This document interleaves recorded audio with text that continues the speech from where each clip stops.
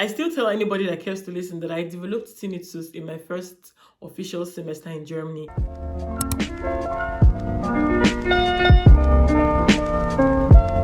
Hey guys, what's up? How y'all doing? It's so good to have you here again. Welcome back to another video. If this is the first time you're stopping by, hi there. My name is Kelechi and I'm a student. Kelly, you should work on your intro. Sorry guys, I'm no longer a student. I used to be a student.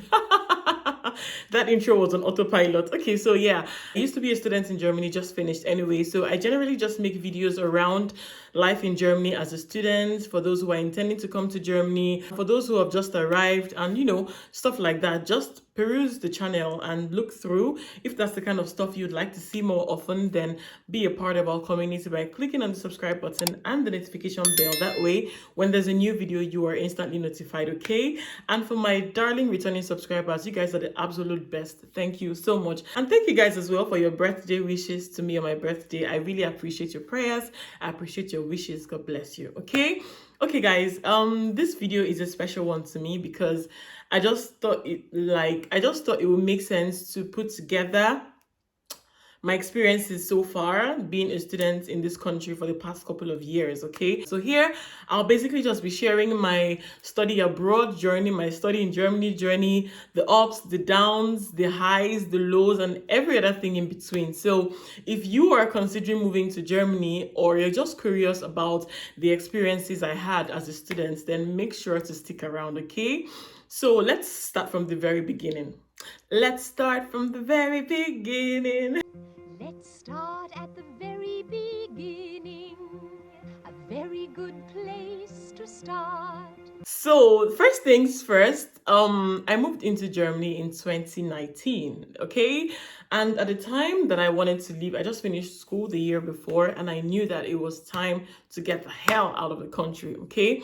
And my transcript of records weren't ready at the time, so I got the knowledge that I could apply for a bachelor's degree program, which I did. And the prerequisite was that I needed German language up until a B2.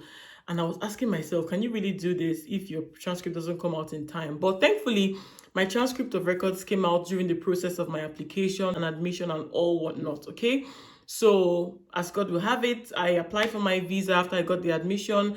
And to be quite frank, the excitement of getting admitted, getting accepted into a foreign university was so surreal at the time. So I'm going to take you through my application process, visa application processes, and basically how I just packed my life into a suitcase and left Nigeria for Germany.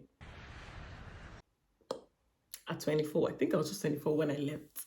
So after I applied, got my admission letter, I went to apply for my visa, and I needed just a blocked account at the time. And for those of you who have been asking me, my visa process did not take as long as it is taking today. I don't know what happened, but policies just changed overnight, and I don't know.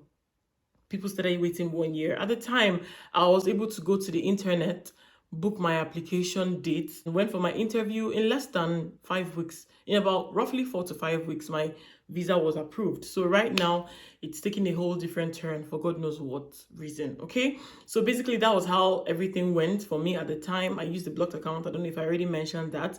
And then the blocked account cost 8,000 euros, I think, or 10,000 euros. I'm not sure anymore. I'm just giving this information for context purposes because people keep asking me in the comment section and in my DMs, just so you know now that it was way easier back then than it is today.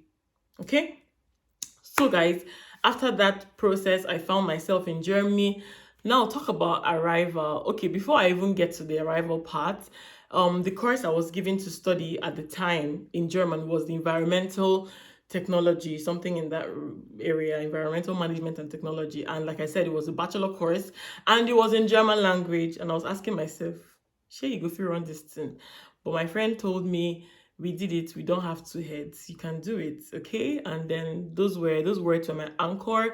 And then I found myself in Germany, and a friend also encouraged me to go ahead and do this language course because I mean, since the prerequisite of this of my visa and my my admission at the time was that I had to have a German up to B2. So it was just ample time and opportunity for me to just get the language study rolling, right? And then I started.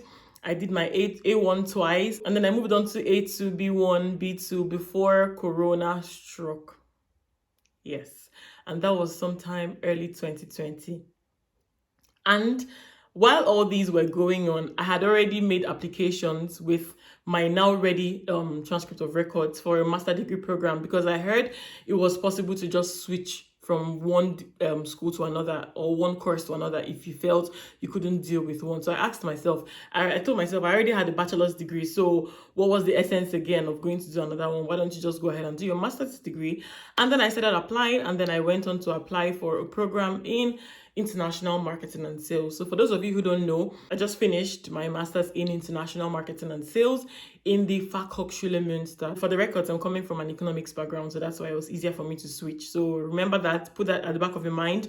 If you're planning to change from one career path to another, put your background or your bachelor's degree background into consideration, especially for Germany. Okay, those of you that are asking, there is no opportunity of a PGD, so you're not moving straight from one entirely different area to another. There has to be a connection. I hope that made sense, really. Okay, that's by the way. I think it's important to mention that I was part of the set that started in COVID, when the COVID started, because I applied to begin in summer of 2020, but COVID struck, and it turned out that we had to do our studies from home. And then, to be honest, I wasn't even understanding, I wasn't grasping how studies worked in Germany, like higher education works in Germany. And I was like, I'm not about to do this from the comfort of my home, when I should be in the university interacting with my, my colleagues and really knowing how this thing works. And I said to myself, you know what, I'm going to sit this semester out because I can't deal. And I used the opportunity to finish up my German classes up until a B2, right? So thereafter, I told myself, okay, it's high time you continue. It's important to know that studying abroad is not just fun, and it's not all fun and games, to be honest. Like, the academic challenges were real. Is it adjusting to the different teaching styles that they had, or managing courseworks in short period of time? I really struggled in the beginning part to really grasp what was going on, to be honest. But thankfully, I actually met a fellow Nigerian student. Her name is Ima. Shout out to you, Ima, if you're watching this video. Ima actually started at the same time as myself, but because because I decided to sit out that semester, she continued. So it's safe to say that I had someone who understood where I was coming from, where we were coming from, who had done one semester. And she told me how the dynamics of the courses went, how the lectures went, because we were all studying from home at the time, right? But really, it was confusing at first, because you usually have to register for every single course that you want to write the exam for. And you're not just registering for the lectures alone, you are also registering for the exams. Pretty confusing. I don't know if that's the same with other universities here in Germany. If you were not careful, like if you didn't ask the right amount of questions, and if you were not informed, it was very easy for you to miss out on registering for a course, or miss out on writing an exam, and would be tired you if that happened to you. Okay, so I literally was able to cope by asking lots of questions, even though they made me seem stupid sometimes. I rather ask than not know anything and then, make a mistake and just, have myself to blame in the end. So for me to be able to mitigate all the, academic challenges that could have come my way at the time, I was able to ask a lot of questions. I had Ima there, who was a semester ahead of me. Like, she was basically just telling me stuff that had happened in the previous semester, how the lecturers reacted, how they behaved, and everything like that, what to expect generally. So that was a really big plus for me, I must admit. Our admin in my department she was like the friendliest person. I could always count on her. Every time I called, every time I wrote her, she was always available to respond to me. So that was also a reason why I wasn't engulfed or enveloped in the stress or the challenge. So another challenge that I had was working part-time and studying, because where I come from, at least when I did my bachelor's degree, I was used to my parents taking care of my needs while I just studied, read my books, and passed my exams. But that doesn't work here. You have to work to pay your bills, except you want to sleep in the hop-and-up in the train station. So literally, I was taking jobs studying. I still tell anybody that cares to listen that I developed tinnitus in my first official semester in Germany because I was juggling studies and juggling a job at the time. It was not funny, to be honest. Like, I was super stressed and I had ringing ears for several weeks before it eventually, cleared out and died down. Sometimes it still happens like once in a while. But yeah, that was the health challenge that I experienced from working and studying at the same time. It was a lot. And the good thing was that I eventually divided my studies after that semester where I developed this health issue because I carried everything together and I was working, and that was a lot for me. I decided by myself to share my semester work, divide the summer semester into two, take one this year, take one next year, because last now who they alive they read book Abby. So that was how I was able to, scale through that process. Another challenge I also experienced was the mode of learning. It was typically different from what we were used to. We did a lot of teaching students teaching students, and I remember the very first time I had to teach my fellow students, how nervous I felt. I think I did that 3 times. Like, now that I remember it, oh my God, it was so stressful. I was so scared. I wasn't sure how I was going to do it, but I was able to do it. So these were some of the things that I had to do that I wasn't used to doing previously. So I had to learn them. I also think it had to do with my line of studies as well, because I studied marketing, right? So for you to be a good marketing or a sales personnel, you have to be very good with talking. You have to be very good with convincing people, teaching people, like educating them on why they should buy a certain product or use a certain service. I guess so, right? So I guess that was why we did all of those hands-on stuff. But really, it paid off in the long run. So I was happy to, have undergone that kind of process. But in the beginning, it was super, super, super challenging. I also think it's very important to note that the fact that I didn't move onto the school campus because of the COVID-ish was really a challenge for me, because maybe if I was in the school environment, things would have been way easier. I would have been able to form like study groups, because we did a lot of online stuff and we're just, seeing ourselves on camera. For the most part, we weren't even turning on our cameras because, it is what it is, right? It is what it is. So it was kind of like difficult for me to, mingle with fellow students. Making friends wasn't it wasn't something that I did with ease. However, there's this really lovely lady that I met. Her name is Elena. I've done a video with her in one of my previous videos. I'll link the video here somewhere on the screen. Hi girl, if you're watching this video, shout out to you. She's literally my only German female friend, or my only young German female friend. Okay, so yeah, we kicked it off some months after things came back to normal in the after COVID, and then we had to meet in school for something, and then we just met up and then we clicked and we became really good friends. Okay, so that was that for making friends. Now let's talk about the homesickness thingy, right? See, let's face it, homesickness is a real struggle. Like, when you're miles and miles away from your loved ones, it's a huge struggle. Thankfully, I didn't get to feel it so much because I had friends here in Germany who eventually turned to family, right? They helped me to cope during the times that, I missed home. They helped me to cope during the tough moments. So I really thank God that I had them before moving to Germany. So it wasn't so much of a problem, like, mingling in and just literally having that sense of that feeling of warmth. So I really honestly didn't miss home so much, though once in a while, I felt homesick. But to be honest, I had a cushion effect when I arrived in Germany. So yeah, all thanks to you, my bestie. If you're watching this video, shout out to you. So regarding exploring the country, I would like to say that I've actually explored a little bit, from weekend getaways to, just exploring hidden gems here and there in Germany.